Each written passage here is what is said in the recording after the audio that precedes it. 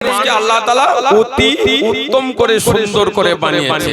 আচ্ছা ভাই, আল্লাহ তাআলা আপনাকে আমাকে মাথাতে পা পর্যন্ত যে অঙ্গ প্রত্যঙ্গ দিয়ে সুন্দর করে বানিয়েছেন, আচ্ছা আল্লাহ তাআলা যদি এই যে চোখ দেখতে পান, সামনে দুটো চোখ আমার আপনার, এই সামনে দুটো চোখ, একটা চোখ যদি মাথার পিছনে দিত আর একটা চোখ, ছেলে চলে যাচ্ছে রাগ হয়ে গেছে, তোর কিছু বলিনি, হ্যাঁ ও কাজের ছেলেরা, তো একটা চোখ সামনে কোপালি দিয়েছে আর একটা চোখ পিছনে যদি দিয়ে আল্লাহ পাক তৈরি করতেন, দেখতে কেমন হতো? দেখতে ভালো হতো, এটা বিট ঘুরে দেখতে হতো। আচ্ছা আল্লাহ তাআলা আমার আপনার হাত দান করেছেন, কি সুন্দর দুই সাইড, এই হাতটা একটা মাথার উপরে ঠেলে দিয়ে আর একটা পিছনে চালে চালে পিছন দিকে দিয়ে কোন কাজ সহজভাবে করতে পারতেন কি? করতে পারতেন না। তাহলে আল্লাহ তাআলা কত সুন্দর করে দুটো হাত আমার আপনার শরীর দুই সাইডে দিয়ে সমস্ত কাজগুলো করার সুবিধা হয়ে যাচ্ছে। যে মহান আল্লাহ আমার আপনার যে নাকটা আল্লাহ পাক দান করেছেন, এই নাকটা যদি কিরকম বিটঘুরে দেখতে হতো বলেন? যে আল্লাহ পাক দুটো পা দান করেছেন, পা, একটা পা যদি নিচের দিকে দিতে আর একটা উপরের দিকে দিতে কিরকম দেখতে হতো?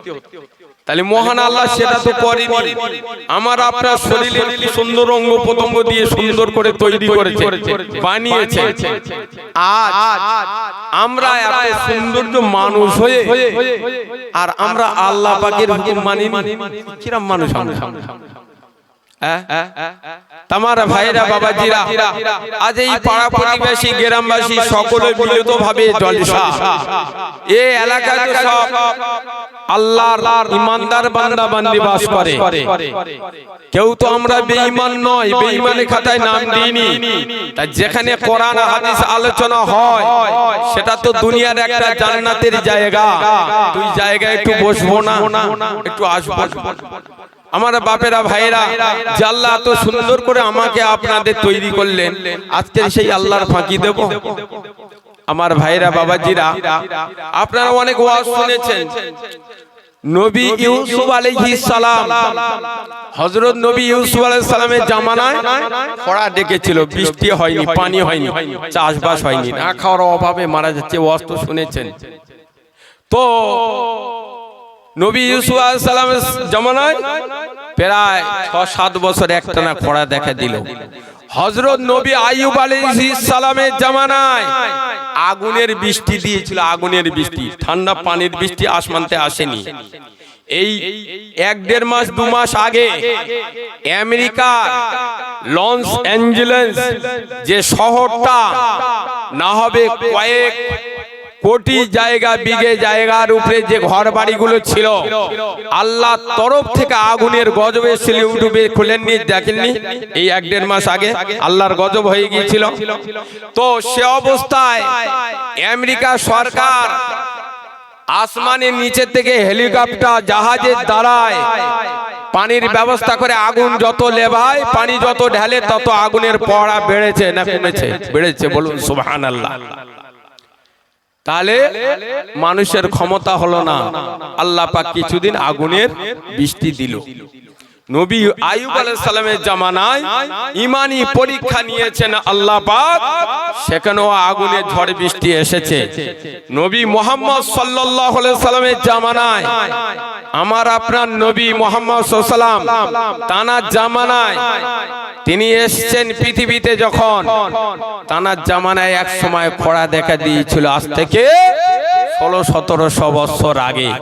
নবীজি ৬৩ বছরে জীবন যাপন করেছেন, তানার জামানায় খরা দেখা দিল। মক্কা শরীফের এলাকার মানুষেরা কাবা ঘরের ময়দানে গিয়ে প্রচন্ড হারে কান্নাকাটি করছে, পানি হয় না, পানি হয় না। অবশেষে বাচ্চা ছেলে নবী মুহাম্মদ সাল্লাল্লাহু আলাইহি ওয়াসাল্লাম, ইতিহাস পড়েছেন, ওয়াজ নসিহত শুনেছেন, মুহাম্মদ সাল্লাল্লাহু আলাইহি ওয়াসাল্লাম তানাকে ডাকা হলো, কিন্তু মুহাম্মদ সাল্লাল্লাহু আলাইহি ওয়াসাল্লাম যারা ডেকেছে তারা সব মুহাম্মদ সাল্লাল্লাহু আলাইহি ওয়াসাল্লামের বিরোধিতা করেছে, মুহাম্মদ সাল্লাল্লাহু আলাইহি ওয়াসাল্লামের পক্ষে নয়। তো তারা বলল, আমরা সবাই মিলে মালিকের এত টাকা ডাকছি, মালিক পানি দিচ্ছে না, ওই বাচ্চা ছেলেটা আল আমিন সত্যবাদী, মনে হয় ওই বাচ্চা ছেলেটা কাঁদলে পানি হবে বলে বাচ্চা ছেলের বিরোধিতা করে বেঈমান কাফের কুফরের দলেরা। নবী মুহাম্মদ সাল্লাল্লাহু আলাইহি ওয়াসাল্লাম তখন নবুয়ত পায়নি, সেই টাইমে তখন মানে অনাবৃষ্টি দেখা দিয়েছে, মানে এই মাঠে ফসল হচ্ছে না, সে অবস্থায় নবী মুহাম্মদ সাল্লাল্লাহু আলাইহি ওয়াসাল্লাম নবুয়ত পায়নি, সেই অবস্থায় আল আমিন বলে বিশ্বাস করেছেন, সত্যবাদী ছেলেটার আচরণ ভালো, শিক্ষা ভালো, নীতি ভালো। তাই মুহাম্মদ সাল্লাল্লাহু আলাইহি ওয়াসাল্লামকে ওই মক্কার মানুষরা ডেকে বলছে তুমি একটু দোয়া করো দে, তুমি একটু মালিকের কাছে কাঁদো। নবী মুহাম্মদ সাল্লাল্লাহু আলাইহি ওয়াসাল্লাম যখনই গিয়ে একটু হাত তুলে আল্লাহর কাছে কেঁদেছে, সঙ্গে সঙ্গে আল্লাহর তরফ থেকে পানি বৃষ্টি হয়ে এই দুনিয়ার জমিনে ফসল ফলেছে, বলুন সুবহানাল্লাহ। আজ সেই মুহাম্মদ সাল্লাল্লাহু আলাইহি ওয়াসাল্লামের উম্মত, আমাদের অভাব বলে আর কিছু নেই, ঘর বাড়ি রাস্তাঘাট সব পাকা হয়ে গেছে, মসজিদ মাদ্রাসাগুলো চকচকে ঝকঝকে হয়ে গেছে, আর অভাব বলে কিছু নেই। অভাব আপনাদের না থাকতে পারে, একটাই অভাব, আমার ঈমানে কমজোর হয়ে গেছে। আমার ঈমানটাকে যদি সুন্দরভাবে তৈরি করতাম, ঈমানের উপরে দৃঢ়ভাবে বিশ্বাস করতাম, তাহলে আজকের মাঝে মাঝে বলছে না এনআরসি করে বার করে দেবো, তোদের জায়গা কবরস্থান নাই পাকিস্তান, তোদের চ্যাংঢালাই করবো, পরে রাস্তাতে ছুঁড়ে চেলে ফেলে দেবো মুসলমানের জাতিরা। বলিনি কয়েকদিন আগে, আমি নামটাম বলছি না, আপনারা জ্ঞানী মানুষ, কয়েকদিন আগে আসছে সেদিন, আল্লাহকে যেমন ভুলছো আল্লাহ তোমাদের ভুলিয়ে দেবে। এই মানুষ মানুষের দিয়ে অত্যাচার করাবে, মানুষ মানুষের দিয়ে মানুষের দ্বারা গজব দেবে আল্লাহ। সফর মাসের মধ্যে মসজিদে যে 60 খুতবা তেলাওয়াত হয় জুম্মার দিনে, ওই সফর মাসের একটা খুতবার মধ্যে আছে যে এই দুনিয়ার মানুষ যখন আল্লাহকে ভুলে যাবে, কোরআন হাদিসের আলোচনার মজলিসে যখন মানুষ যাবে না, বাজারে ঘাটে ইচ্ছা করে ঘুরবে, শহরে ঘুরবে, বাড়িতে বসে থাকবে, আল্লাহ বলছেন বান্দা আমি এমন একটা সময় দেব, সেই সময় এই মানুষ দিয়ে তোদের ছেড়াবো, মানুষ তোদের ছিঁড়ে খাবে। আর এমন এখন রাস্তায় ধরছে, বাজারে ধরছে, শহরে ধরছে, বলছে আমাদের এই বুলিটা বল, না বললে তো টুপি দাড়ি ছিঁড়ে চূর্ণ বিচ্ছিন্ন করে মারও দিচ্ছে, গাড়িতে চেলেও ছুঁড়ে ফেলে দিচ্ছে। সামনে সামনে সেই দিন আসছে, ওরা দেখা দেয়নি, দেবে আবার, খুব সাবধান। হযরত নবী মুসা আলাইহিস সালাতু ওয়াস সালামের জামানার কথা বলছি, নবী মুসা আলাইহিস সালাতু ওয়াস সালামের জামানায় ওরা দেখা দিল, মানে চাষবাস হচ্ছে না, উত্তপ্ত গরম রোদ পড়ছে, এই যে জমিনের উপরে বসে আছে দুল্প ঘাস সবুজ রঙের, এই ঘাসগুলো পুড়ে একদম ঝলসে গেছে, মাটি লাল বর্ণ হয়ে যাচ্ছে, গাছপালা কিছু নাই, ধান চাষ হয় না, গম চাষ হয় না, কিছু চাষ হয় না, বিশাল মুসিবত দেখা দিয়েছে। তার নবী মুসা আলাইহিস সালাতু ওয়াস সালামের কওমরা নবী মুসার কাছে এসে বলছে হুজুর আপনি একটু দোয়া করুন, একটু কাঁদুন, আল্লাহ পাক বৃষ্টি দিক, দুনিয়া অত্যন্ত গরম আগুন হচ্ছে, ঠান্ডা হয় না, বাঁচার কোনো লাইন নেই, আল্লাহর কাছে আপনি একটু কাঁদুন। নবী মুসা আলাইহিস সালাম বললেন এসো আমার উম্মত উম্মতানিরা, এসো এক জায়গায় বসো, দোয়া করি, আল্লাহর পাকের কাছে সাহায্য চাই। সকল উম্মতগণেরা এসে গেল, দোয়া চাইলো, দোয়া কবুল হলো না। বেশ কিছুদিন চলে যায়, আবার এসে বলছে কাঁদছি, কিরম দোয়া চাইলেন, দোয়া তো কবুল হলো না, পানি তো হচ্ছে না, চাষবাস তো হচ্ছে না, অবস্থা তো খুব খারাপ, না খাওয়ার অভাবে মানুষ মারা যাচ্ছে, ছাগল গরু হাঁস মুরগি মারা যাচ্ছে, সুন্দরবনে জীবজন্তু মারা যাচ্ছে, অবস্থা তো খারাপ হুজুর, একটু দোয়া করবেন না, ভালো করে একটু দোয়া করুন। নবী মুসা আলাইহিস সালাম দ্বিতীয়বারে দোয়া করলেন, পানি হলো না। কিছুদিন চলে গেল, নবী কি হলো বলেন, নবী দোয়া চাইছি কবুল হচ্ছে না। আবার কিছুদিন পর ফের উম্মতের এসে হুজুর দোয়া মনের মতন হয়নি, আর একটু দোয়া করুন। ভাইরা আমার, আব্বা জানেরা, আম্মা জান, বোনেরা, একটুখানি মনোভাব দিয়ে, গভীর মনোভাব দিয়ে কান খুলে একটু শুনুন। আল্লাহর নবী হযরতে মুসা আলাইহিস সালাতু সালাম দ্বিতীয়বার দোয়া করলেন, কবুল হলো না। তৃতীয়বারে আল্লাহর নবী হযরতে নবী মূসা আলাইহিস সালাতু সালাম দ্বিতীয়বারে জলসা করলেন। এই জলসার মজলিসে লক্ষ লক্ষ লক্ষ লক্ষ মানুষের সমাগম হলো। দোয়ার মজলিসে বসে গেল। দোয়ার মজলিসে বসে বসে বসে বসে সকলে মিলে এত কান্না কাঁদে, কেঁদে কেঁদে কেঁদে কেঁদে চোখের পানি জারি হয়ে গেল। দোয়া কবুল হয় না, কবুল হয় না। আল্লাহ নবী মূসা আলাইহিস সালাম দোয়াটা ছেড়ে দিয়ে চলে গেলেন। সব আল্লাহর বান্দা বান্দিরা বাড়ি চলে গেলেন। এ আমার মুসলমান ভাইরা, বাবাজিরা, মায়েরা, বোনেরা, একটুখানি কান খুলে শুনুন। 2 থেকে 3 বার দোয়া চাইল, আল্লাহ পাক দোয়া কবুল করলেন না। আল্লাহ নবী মূসা আলাইহিস সালাম চতুর্থবারে আল্লাহর নবীর উম্মত উম্মতানিদেরকে বাদ দিয়ে একা পাহাড়ের গহ্বর গর্তের ভিতরে প্রবেশ করে আল্লাহর নবী হযরতে মূসা আলাইহিস সালাতু সালাম 2টি হাত আল্লাহ পাকের দরবারে তুলে দিয়ে এত কান্না কাঁদে, এত কান্না কাঁদে, চোখের পানি ছেড়ে কেঁদে কেঁদে দোয়া চান। দোয়া তো কবুল হচ্ছে না। এমন সময় আমার আল্লাহ পাক আল্লাহ তাআলা একটা আসমান, 2টো আসমান করে মোট 7টা আসমান, 7টা আসমানের উপরে আমার আল্লাহ পাক আল্লাহ তাআলার শাআজিম মহল্লা আমার আল্লাহ পাক ওই সময় হযরত জিবরাইল ফেরেশতাকে ডেকে বললেন, এ আমার জিবরাইল আলাইহিস সালাম, যাও যাও যাও, পৃথিবীর জমিনে যাও। আমার নবী মূসা আলাইহিস সালাতু সালাম এত দোয়া চান, এত কান্নাকাটি করেন কেন?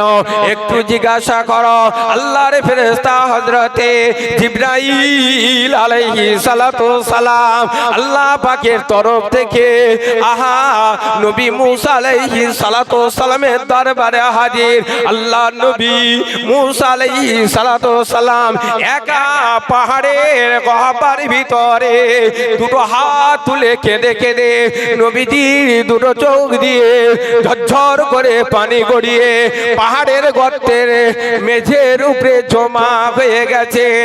জিবরাইল এসে বলছেন, আল্লাহ নবী মূসা এত কান্না কেঁদে দোয়া চান কেন? কি হয়েছে বলো? বলছে, ওরে জিবরাইল,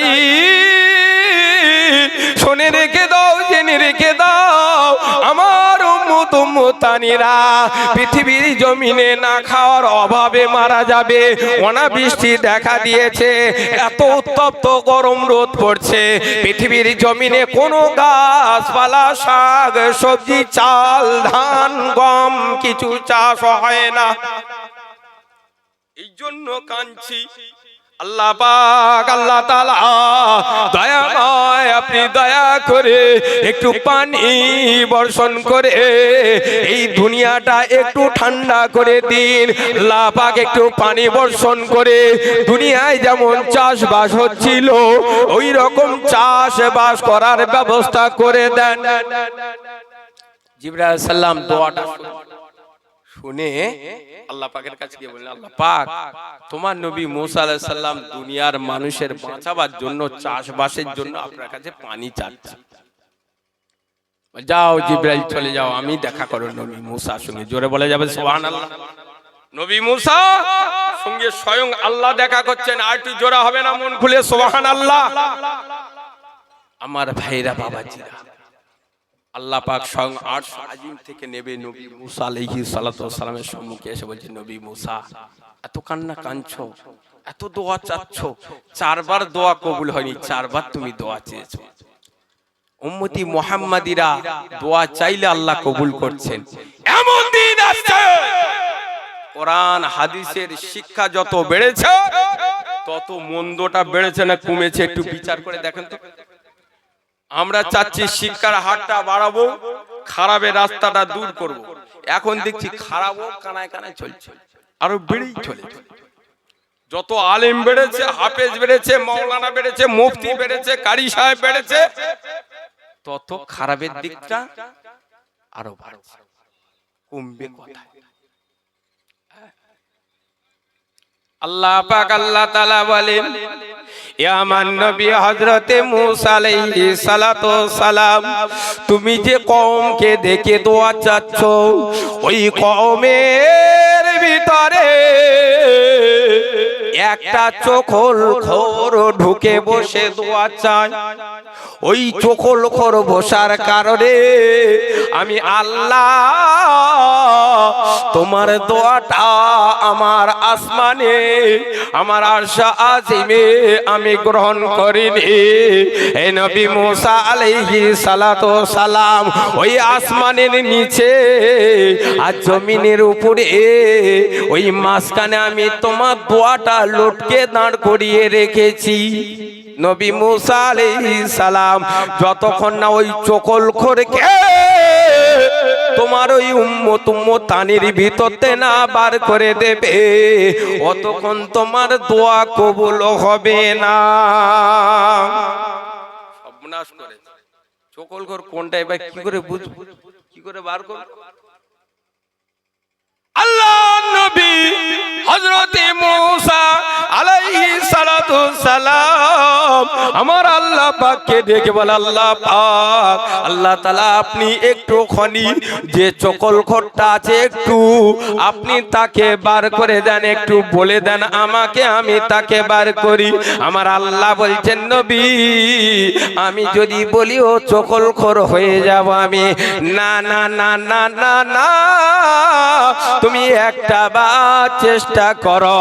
তোমার আসমানি কিতাবের নাম হলো কি? নবী মূসা আলাইহিস সালামের উপরে যে আসমানি কিতাব এসেছিল আল্লাহ তাআলা, সেই কিতাবটার নাম বিশ্ব নবী মুহাম্মদ সাল্লাল্লাহু আলাইহি ওয়াসাল্লামের উপরে যে আসমানি কিতাবটা, সেই কিতাবের নাম কি? কোরআন মাজিদ। আর নবী মূসা আলাইহিস সালামের উপরে যে কিতাবটা এসেছিল, কিতাবের নাম জি তৌরাত শরীফ। আলহামদুলিল্লাহ, তৌরাত শরীফ। ভাইরা আমার, বাবাজিরা, ওই কিতাবে লেখা আছে, কোরআন মাজিদেও লেখা আছে, বিসমিল্লাহির রহমানির রহিম, ইয়া আইয়ুহাল্লাযীনা আমানু তুবু ইলাল্লাহি তাওবাতুন নাসুহা। হে নবী মূসা আলাইহিস সালাম, আমি আল্লাহ তাআলা জানিয়ে দিলাম, ও আমার বিশ্বাসী ইমানদার বান্দা বান্দীগণেরা, তোমরা তোমাদের জীবনে ঈমান সংগ্রহ করেছো, তার ভিতর দিয়ে তোমাদের চলাফেরায় ওঠা বসায় জীবন যাপনের মাধ্যমে অনেক রকম গুনাহ হয়ে গেছে। তোমরা জেনেও পাপ করেছো, অজানায় পাপ করেছো। তোমরা এবারে বিচার করে দেখো, তোমরা একটা বার যদি ওই সমস্ত পাপের রাস্তায় থেকে, গুনার রাস্তায় থেকে যদি বাঁচার মতন নিয়ত করে নাও যে আমি মরণ পর্যন্ত আর পাপের কাজ করব না, গুনার কাজ করব না, আল্লাহ একবারের মতো তওবা পড়ে খাঁটি পাকাপোক্ত ইমানদার হয়ে আপনার ইবাদত বندگی করে সময়টা দুনিয়ায় কাটিয়ে ইবাদতি হালতে, নামাজির অবস্থায়, রোজা রাখার অবস্থায় ঈমানটুকু সাথে নিয়ে আমি কবরে যাব। এই নবী মূসা আলাইহিস সালাম তোমার উম্মতানেরা যদি একটাবার তওবা পড়ে ফিরে আসে, আমি আল্লাহ ওই দোয়াটা কবুল করে নেব। বলুন সুবহানাল্লাহ। আর একটু জোরে হবে না সুবহানাল্লাহ? নারে তাকবীর। ও মুসলমান ভাইরা, আমার আব্বা জানেরা, আমার আল্লাহ বললেন, নবী মূসা তুমি তোমার জাতি কওমের একটা বার তওবা পড়ে নিয়ে দোয়া করো। আমার ভাইরা, বাবাজিরা, ওই অবস্থায় আল্লাহ নবী মূসা আলাইহিস সালাম সকলকে তওবা পড়িয়ে নিয়ে এবারে আল্লাহ পাকের কাছে দোয়া চাইলেন। ওই দোয়া কবুল হলো। আল্লাহ পাকের কুদরতি ক্ষমতায় আল্লাহ রহমতের পানি ঝরঝর করে জমিনে পড়ে জমিনের আগুনটা আমার আল্লাহ ঠান্ডা করে দিয়ে মানুষের শান্তি ফিরিয়ে দিয়ে মানুষের খাদ্য খানার ব্যবস্থা করে দিয়েছে। বলুন সুবহানাল্লাহ। আমার ভাইরা বাবাজিরা, দোয়া হচ্ছে কিন্তু দোয়া কবুল হয় না, তাই না? দোয়া হচ্ছে, দোয়া কবুল হচ্ছে না কেন? নবী মুসা আলাইহিস সালাম ফেরাউনের বিরুদ্ধে দোয়া চেয়েছিল, ফেরাউনের প্রতি বদদোয়া করেছিল, আমার আল্লাহ সঙ্গে সঙ্গে দোয়া শুনছেন। আর হারুন আলাইহিস সালাতু সালাম নবী, মুসা নবী দোয়া চাচ্ছে, ফেরাউনের জন্য বদদোয়া করছে, আর হারুন আলাইহিস সালাম তিনি আমিন সুম্মা আমিন বলছেন। আমার আল্লাহ দোয়া কবুল করেছেন। বলুন সুবহানাল্লাহ। তবে আল্লাহর তরফ থেকে খবর হলো, নবী মুসা এই দোয়া করলে এক্ষুনি যে কবুল হয়েছে, কাজ হবে পরে। হযরতে নবী ইউসুফ আলাইহিস সালাম কে পাওয়ার জন্য স্বপ্নের মাধ্যমে জুলাইখা বলেছিল, ইউসুফ আমি তোমাকে কেমন করে কাছে পাবো, তাড়াতাড়ি পাবো। তো নবী ইউসুফ আলাইহিস সালাম বলেছিলেন, জুলাইখা আমাকে পেতে হলে তোমার জীবনে অনেক কষ্ট। 40 বছর পার হয়ে গেছে, তারপরে ইউসুফকে পেয়েছেন। বলুন সুবহানাল্লাহ। তাহলে ভালো জিনিস পেতে হলে, ভালো জিনিস নিতে হলে কষ্ট করতে হবে, নইলে হই হই করে ঘুরবো আর খাবো আর ফুর্তি করব, পাবে না শান্তি। এ ক্ষণিকের জন্য দুনিয়া এসেছেন, কিছু দিনের জন্য, কিছু মাসের জন্য, কিছু বছরের জন্য দুনিয়া ছাড়তে হবে। সারা জীবন আখিরাতে কাটবে। ওই আখিরাতে কি করে ফুর্তি করবে, শান্তি থাকবে, ভালো খানা খাবে, তার জন্য একটু ভাবো, ফিকির করো, নইলে হই হই করে ঘুরুনি বাপ। শুধু মার্কেটিং করতে আসনি, চলে যেতে হবে, জমিন ছাড়তে হবে। তো নবী মুসা আলাইহিস সালামকে আল্লাহ বলছেন, তোমার দোয়া কবুল করলাম, 40 বছর পরে কাজ হবে। নবী মুসা দোয়া করলেন, 40 বছর পরে ফেরাউনকে নীল দরিয়ার সাগরের পানিতে ডুবি ডুবি চুপি চুপে তাকে মেরেছে। জোরে বলুন সুবহানাল্লাহ। ও কম জালাল যাইলেছে, কম জালান যাইলেছে। ভাইরা আমার, আব্বা জানেরা, আমার আপনার নবী, বিশ্ব নবী, সোনার নবী, রাহমাতাল লিল আলামিন হুজুর আমার মক্কা শরীফের কাবা ঘরের ময়দানে আল্লাহ নবী নামাজে হাজির হয়ে সিজদায় চলে গেছেন।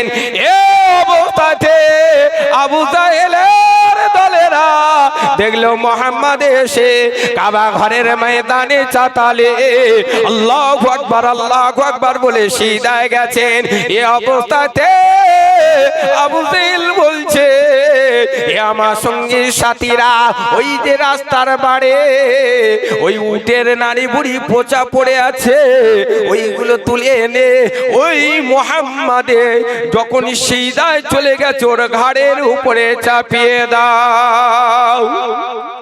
একটা কমবক্ত আবু জেহেলের সঙ্গী কমবক্ত বেহায়া ছুটে গিয়ে পচা নাড়ি ভুড়ি তুলে এনে নবী মুহাম্মদ সাল্লাল্লাহু আলাইহি সাল্লাম আল্লাহু আকবার বলে সিজদায় গিয়েছে।